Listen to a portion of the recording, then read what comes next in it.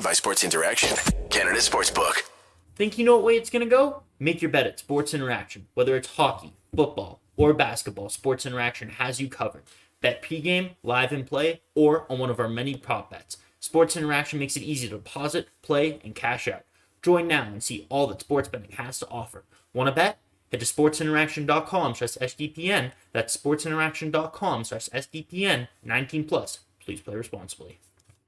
Hello, Oilers fans. Welcome back. Thanks for joining me on a Saturday night. I know a lot of you have a ton of other things you could be doing, so thanks for coming out and hanging out with me on what was a pretty frustrating game, I probably want to term it. There were definitely some good moments. There were definitely some tough moments. We're going to get into all that and more. First off, I'm going to look at the chat. Let's say what's up to Chemo Man, Mikinator, MGD, Kenosaurus. I don't think I recognize your name, so thanks for joining us here. Obviously, Wise Kyle's back. Yeah, no, it was definitely a tough game against the Vegas Golden Knights. Yeah, the Oilers lose 4-3 in overtime. Stu makes the first save on a chance by, man, I came in here and started streaming so fast. Yeah, it was Nick Waugh, and he just spread him out. He was alone in front for quite a while. The Oilers got tied up in the zone. The Knights had possession. They made a full change with possession. Kane and Nuge were caught on the ice with Ekholm. I thought they got out. They just couldn't recover the puck in time. They were gassed. It's 3-on-3. And yeah, no, that definitely sucked. I thought Kane had a really good chance to win it in overtime. McDavid and Draisaitl never really were able to create much while they were on the ice.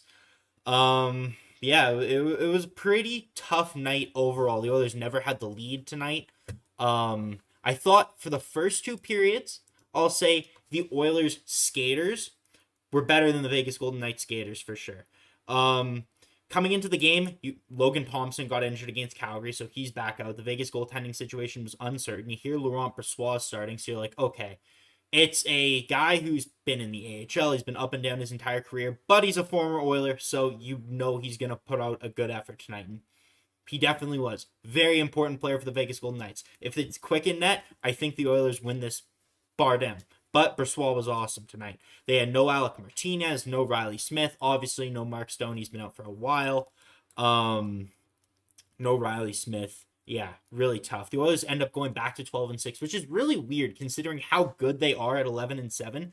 And the funny part is when they do go 12-6, you can see the problem they have right now on the top line with Evander Kane not going anywhere close to full speed, and Yamamoto clearly struggling very hard. And obviously that was evident when early in the second period, Jay Woodcroft replaced Kyler Yamamoto with Matthias Janmark, not Matthias Ekmark.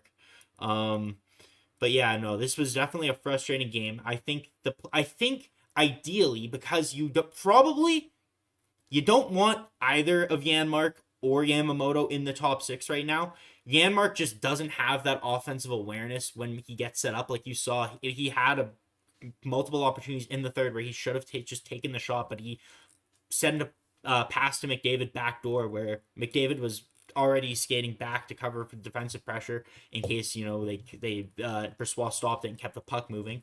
But yeah, no, Janmark doesn't have that finish in him to be able to play up there, and Yamamoto just had a bad game again tonight, man. Just a real tough game for Kyler Yamamoto. It started in the first period when Yamamoto got called for that hold. And it's tough because Yamo battles so hard that you think he's able, he gives off this, like, he has that identity of he's tenacious, he's ferocious, he's able to win these puck battles, he's able to fight off these bigger guys. But the problem is, in order for him to do it, especially when he's taking on a team like the Knights, who are a deceptively large team in these puck battles, Yamamoto ends up holding or using his stick in a way that benefits him, and sometimes the ref doesn't call it. But you saw early on the refs did call it, and obviously that bit the Oilers in the ass with the Knights scoring a power play goal from the Russian guy. I don't know, Pavel Dorofeyev. Yeah, obviously never heard of him, but he's been good for the Knights over the last however long. Yeah, no, definitely too much puck watching. Waskell says Yanmark doesn't have the finish, but he's got the Swedish. I see what you did there. I was thinking of that joke, but it was quite the low hanging fruit for myself. I feel like I'm a bit better than that, so I didn't want to touch that one. But what else is going on in the chat here tonight? Face-offs tonight were brutal. Yeah, that's not something I necessarily touch on that much, but yeah, the Oilers definitely, they got beat on the draws by the Knights, who won 52% to the Oilers 48%. The power plays were dead even, each team going 50%, 1 for 2.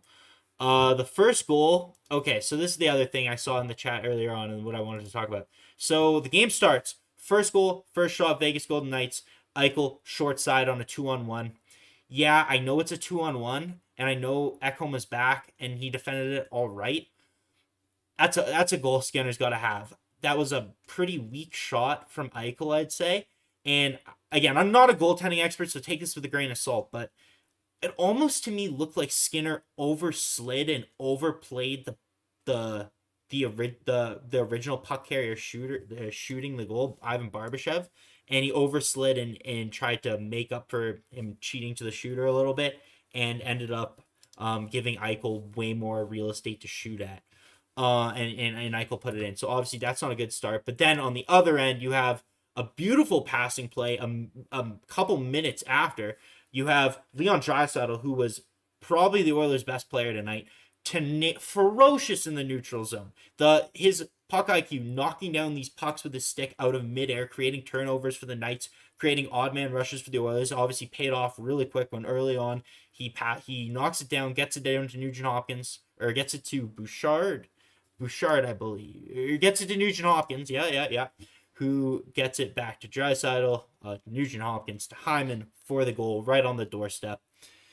And yeah, makes it 1-1. So the Oilers and Knights always seem to play tight games, always seem to go 4-1. I think the Oilers were unlucky to not be up by more because, again, early on, they were out shooting the Knights heavy. I believe I wrote it down somewhere, but yeah, again, my notes are pretty messy. Yeah, no, shots were 8-3 for the Oilers 10 minutes in, but the goals were only 1-1. And then, obviously, on the power play, Dorofeyev gets an open shot in the slot.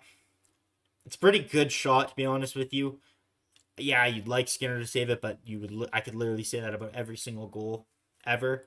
So, yeah, that's probably one I'd let slide. Then, obviously, the second period, it was a little more, what's the word? What kind of word do I want to use here? It was a little more jammed up. I don't think there were nearly as many chances for both teams in the second period. I thought the Oilers were the better team in the second period, but there definitely wasn't that. It definitely felt a little more clogged up. Chemo Man, I'm concerned with our goalies. MGD says, I've been concerned with our goalies yell here. Yeah, no, it's definitely becoming a concern here because Campbell's unplayable right now. I apologize, Blas Kyle. And Campbell's going to get another shot against Arizona, I believe on Monday when they take him on because it is a back-to-back. So we'll see how he does there.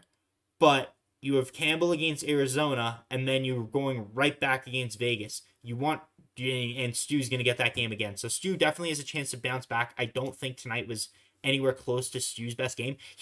To me, it looked like Stuart Skinner was very scrambly. Even when Vegas was getting chances and the Oilers had sticks and lanes and they were putting up a relatively good defensive effort, it looked like Skinner was oversliding, overcompensating. The movements were a little more than I'm used to from watching Stuart Skinner, and he was usually a relatively technically sound goaltender. You don't get a lot of exaggeration in the movement, but tonight, to me, I noticed when like the Eichel line was on, if there was a chance, he was pushing off really far, really hard, and almost overcommitting to shooters or overcommitting to the pass. And again, not a goaltending expert, but that's something I noticed tonight. I felt a little more nervous with Stu in net than I usually do. Because again, is Stu the best goalie in the NHL? Is Stu going to steal you a game? Probably not. But the thing about Stu Skinner is he's been relatively consistent the entire year. The ups haven't been phenomenal. Yeah, he's had a couple great games. I know he stole games against, I know Calgary for sure. I believe against Winnipeg. And then the lows haven't been nearly as low as what we have seen, obviously, in our backyard with Jack Campbell. So, yeah, no, Stu definitely... tonight was a red flag, and he definitely needs some rest. He's probably played more hockey than he's ever played. He's got a newborn kid at home. Stu needs rest because in the playoffs, the Oilers are going to play one of the Knights or the Kings. And this was obviously a very important game for playoff positioning. And the Oilers lose. This pretty much knocks down any hope the Oilers had of winning the division. It's pretty much a foregone conclusion that they're going to finish, like I'd say, 75-80% in third, maybe second.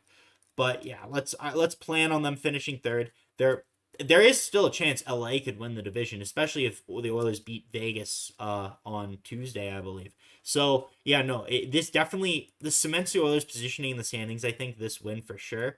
So it allows you to build. You can build on that. You can start planning to play probably LA, but again, there is a chance LA wins the division and you do play Vegas in the first round, which I don't know. They're both tough matchups. I'm not really in the business of picking matchups because, again, last time I wanted a team. I wanted Winnipeg, and the Oilers got swept. So, I don't know. Probably Winnipeg or probably Vegas just on the basis of their goaltending is not nearly as strong as the LA Kings. But, yeah, no. The goaltending is probably the number one concern in the playoffs. For sure. 100%. One thing I want to say right now, we got 24 people watching. It looks like we only have one like. That's odd. I'm not sure how that's possible. Oh yeah, one like. You guys want to go ahead, hit that like button. I'd really appreciate it. I know it's, again, Saturday night. I'm sure everyone's out about. I'm sure everyone will catch us tomorrow morning. Or whenever you're free. We appreciate all the love, all the support, everything you guys do. You guys are the reason that this show exists. I'm happy you guys are here watching with me. Yeah, anything. Yeah, tough, frustrating game. Tough, frustrating game. MGD in the chat says, next week is Arizona on Monday, Vegas on Tuesday, the Kings on Thursday. Super important week. Sorry I forgot to hit like. Oh, no problem. Yeah, now we're up to 10 likes. Much more like it. Yeah, next week 100% cements the playoff matchups. 100% cements the playoff matchups. If they make the playoffs, I mean, the Oilers have what, 90 points? The cutoff will be 94. Better at 100%. I think in most models making the playoffs, whether you look at Money Puck, whether you look at Dom decisions, like 99.999. So yeah, why is Kyle? Maybe we played Jack against Vegas. Sorry, buddy. No, not playing Jack against Vegas. I will bet my life on that. Jack is not playing against Vegas unless something knock on happens that you don't want to happen. Way too much puck watching at the end. Yeah, I think another concern is that the Oilers were, I believe, the better team for the first two periods. The third period, though, when it's 2-2, you got to come out hard. Because if you want any sniff of winning this division, you need to win this game and you need to win it in regulation. And what happens? Vegas comes out like a house on fire. They're getting pucks on net. They're not just getting pucks on net. They're getting grade A chances. Chance after chance after chance. The Oilers are lucky that they're not down by more at the beginning of the third. Vegas outshot them 8-1 in the first 10 minutes of the third period. The Oilers were so far back on their heels.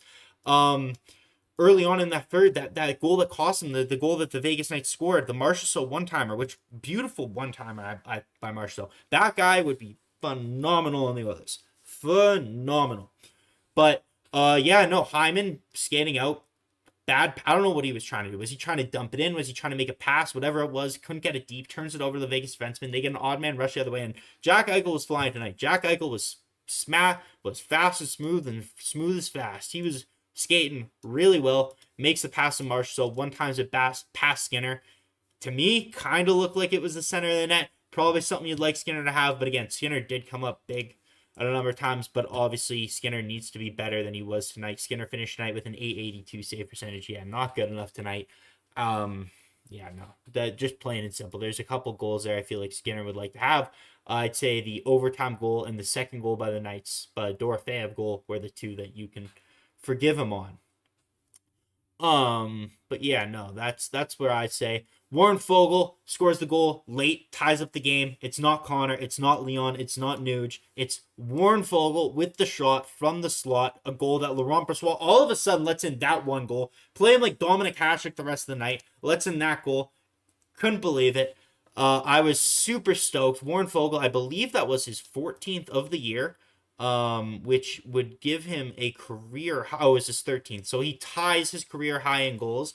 Warren Fogle obviously pushing to one more goal, and I believe he passes his career high. Warren Fogle, when he was on the ice for the Oilers, controlled 70% of the expected goals. Nick Bjugstad had an awesome game too. That third line, whether it was, we're better with Janmark, I thought, than Yamamoto, but yeah, no, the Oilers, for the most part, did not have a good game. We all know the Oilers are capable of playing much better. Yes, the Knights are really good offensively. They're deceptively quick. I feel like they can beat you in transition. Their defensemen are really mobile. They can move their puck. Braden McNabb is an absolute prick. This is another point of contention for me.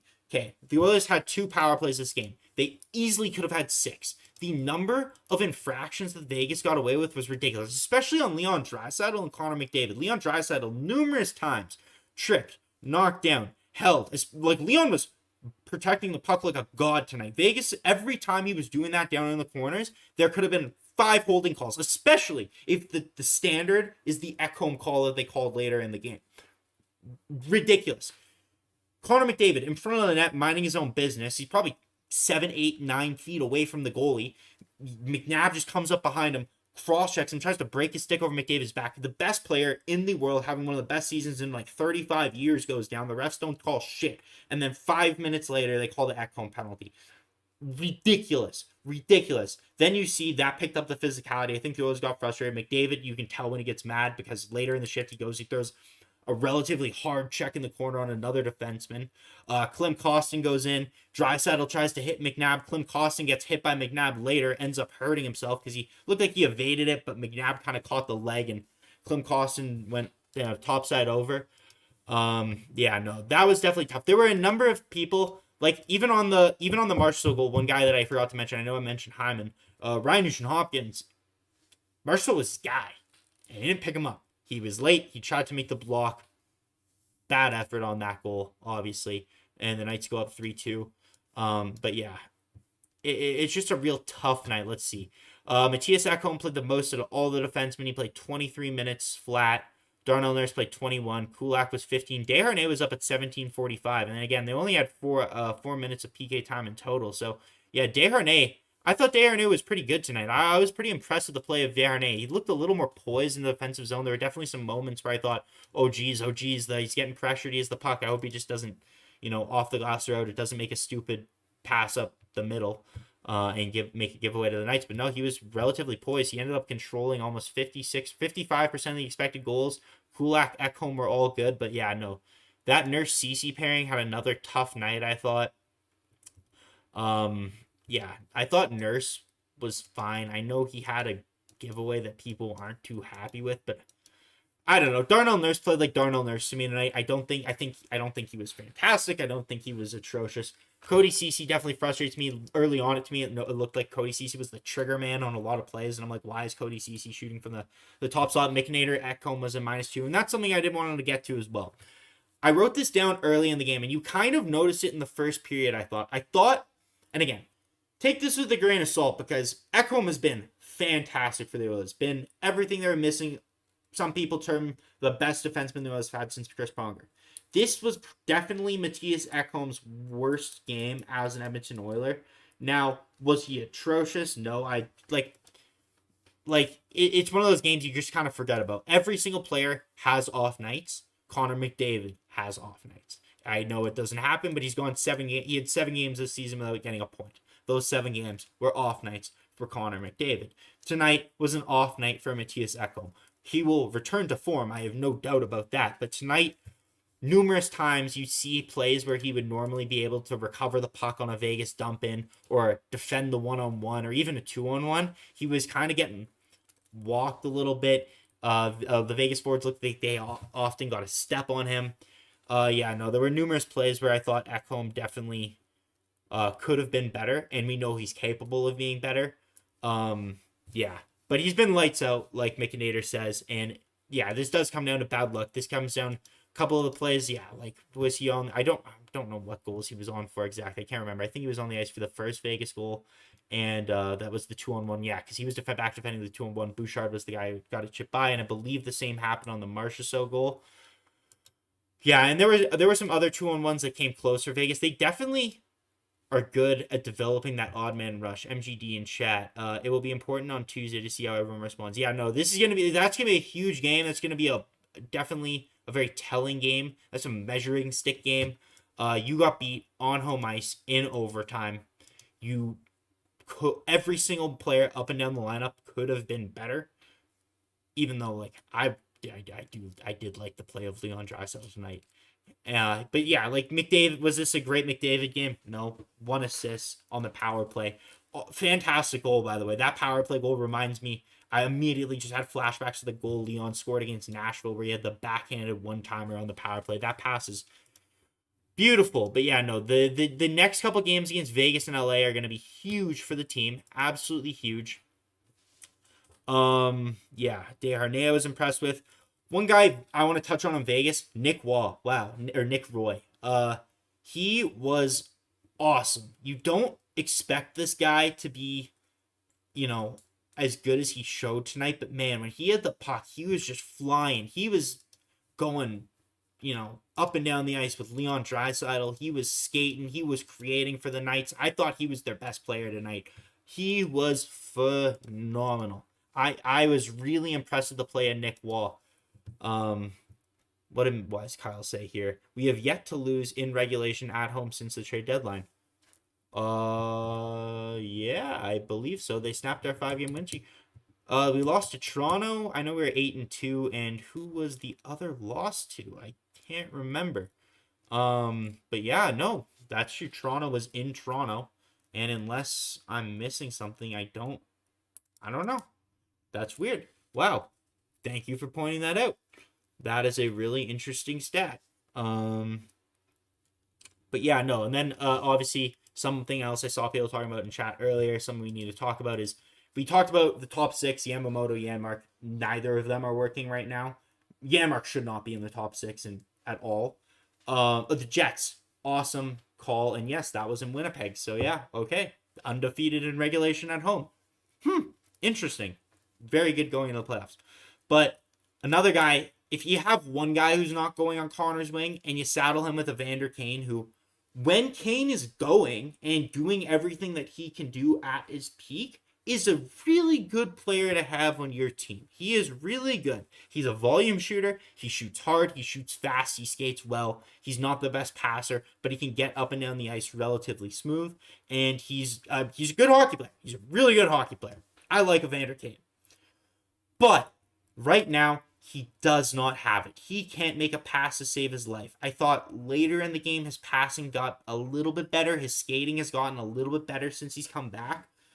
But you can just tell there's something missing kind of in every single facet of the guy's game. And when you have him not going on one side and Yamamoto not going on the other, you're really, really, really making life difficult for Connor McDavid. Now, the benefits to going 11-7 is you don't necessarily have to have that the 6th guy in the top 6, right? You're rotating through the defensemen a little more, and you're constantly swapping out, okay, one shift Leon's out there with Connor, one shift Nuge's out there with Connor, one shift Hyman's out there with Connor, and you're constantly just shuffling between players on those top lines, and you have to throw out the Fogle line, and then you're double shifting down there, you get the guys back out there, and you're a little more dangerous. Yeah, they're going to play a little bit more, and maybe that's not beneficial, but ideally going into the playoffs, I think this team is best when they are 11-7.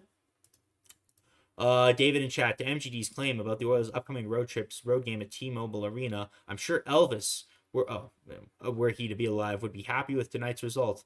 His song Viva Las Vegas was a favorite of mine. Well, that's very nice, David. Thanks for contributing that to the chat. Appreciate it. I'm sure Elvis would be happy that Vegas won as well. One thing we also got to touch on, and I forgot to do it off the top, I should have. Pride Night in Edmonton, awesome.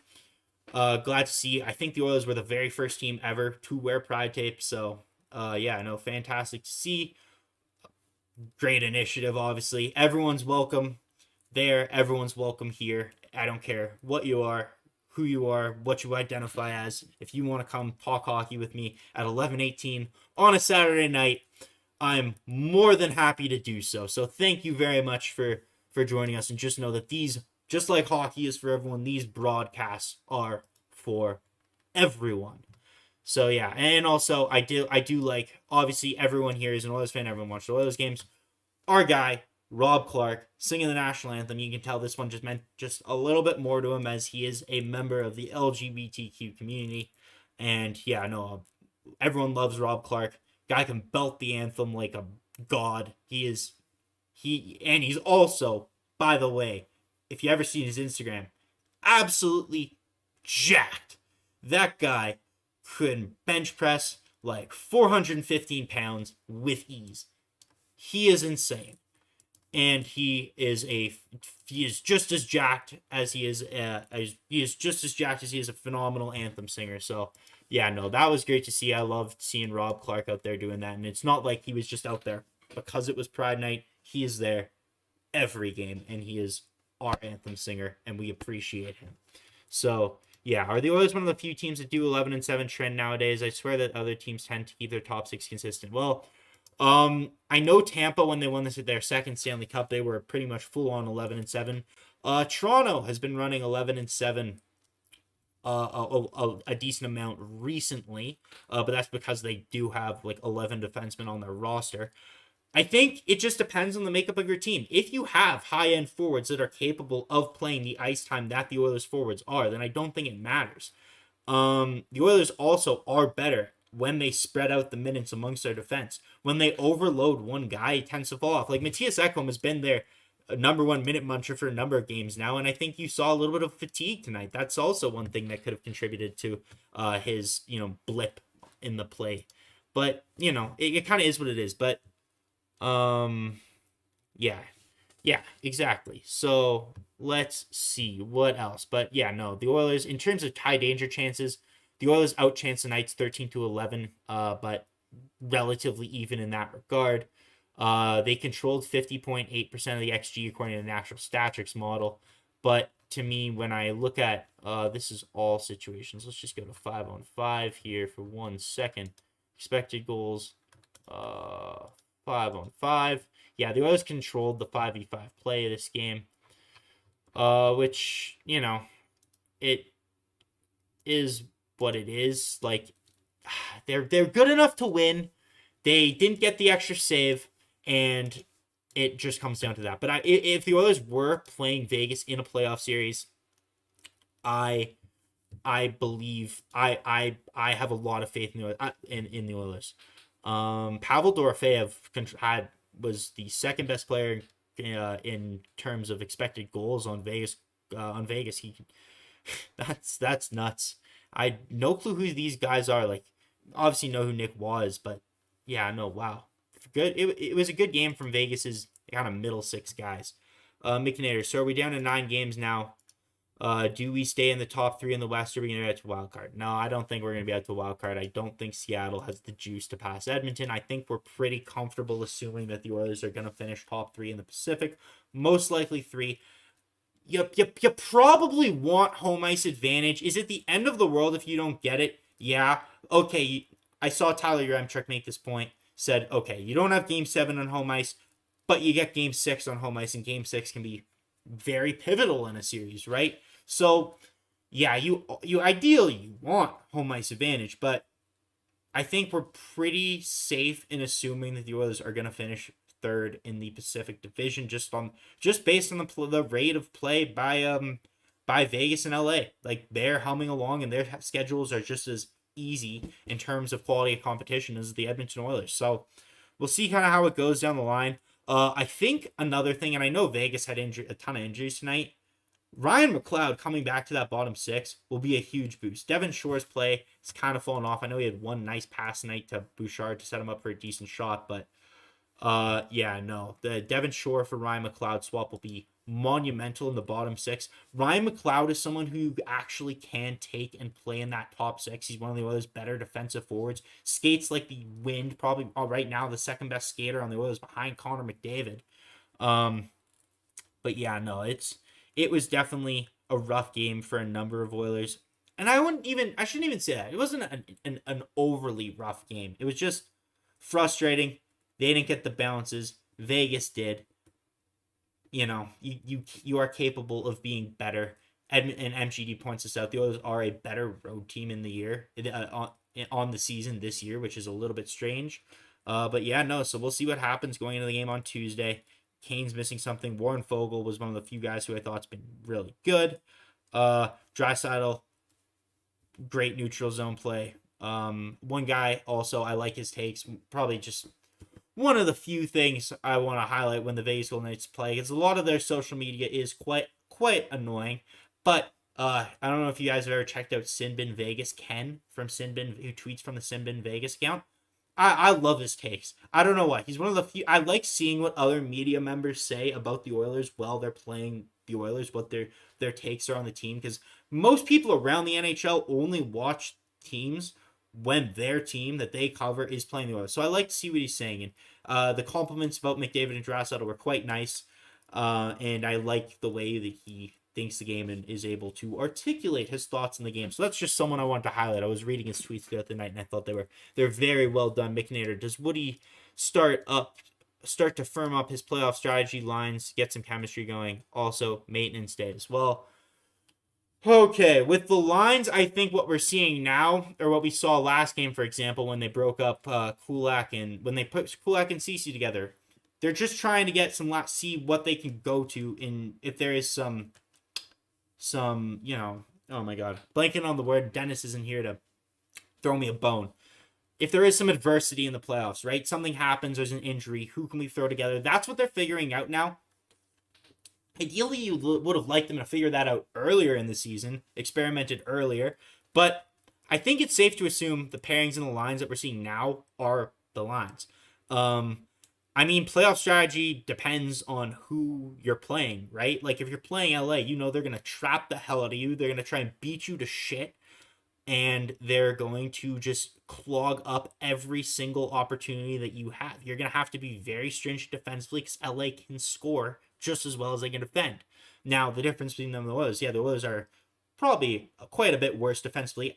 Mike Kelly from NHL Network was saying that essentially after, I think, Christmas or the trade deadline or something, the Oilers are like top 10 in terms of goals against, expected goals against. Like, they've definitely lowered that and gotten significantly better throughout the season. The difference between the Oilers and other teams and why so many people have this conception that the Oilers are so bad defensively is because they get poor goaltending on a relatively consistent basis from mostly Jack Campbell, but like Stuart Skinner's been not someone to write home about either. I saw someone say today, since the Christmas or since New Year's, he has had a .902 save percentage.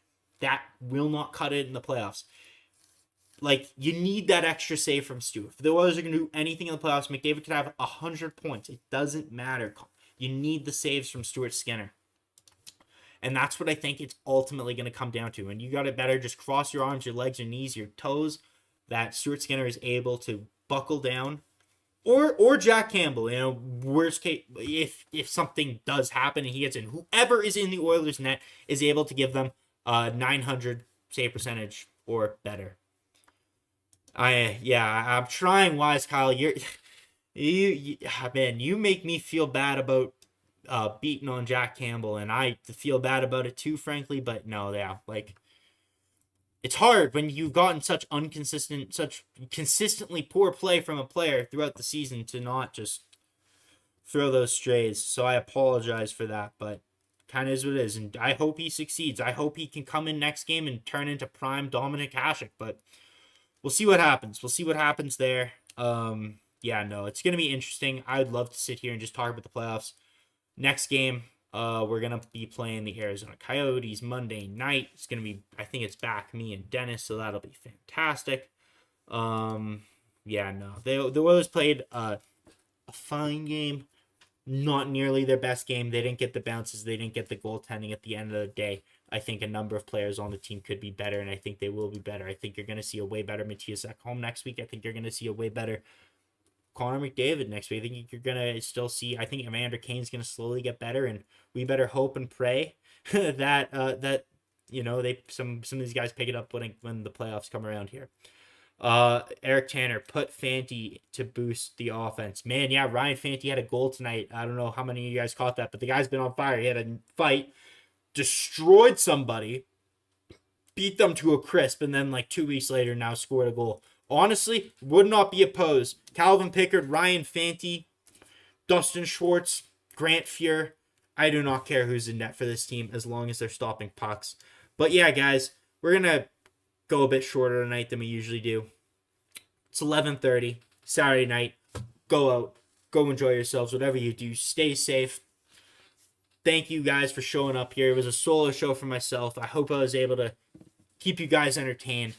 Dennis will be back with me on Monday against the Arizona Coyotes. We will have that show for you right after the game.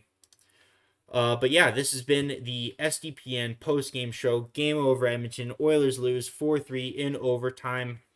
Pretty frustrating game, to say the least. But yeah, we will be back. We will get going. And man, oh man, I cannot wait for the playoffs. I will be so jacked, so ready to go. It'll be fun. But yeah, and McNader, MGD, Eric, David, Wise, Kyle, thanks for showing up. Thanks for coming around. Hit that like button one more time. And yeah, we will see you Monday night. So take care. Till then, I guess no play La Bomba, just let's go Oilers.